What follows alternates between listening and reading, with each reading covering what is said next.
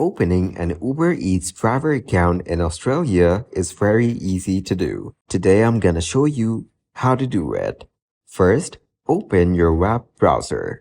Here, search for Uber Eats driver application process Australia. Then scroll down and click on Become a delivery driver using Uber Eats. Here, you will get to see complete details about it. Prepare required documents, which typically include a valid driver's license, proof of vehicle registration, vehicle insurance documents, and your bank account details for payments.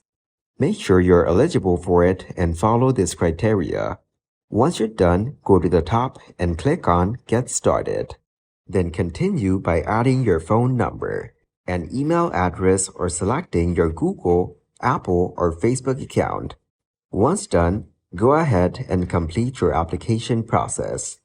That's how you can send an Uber Eats driver application.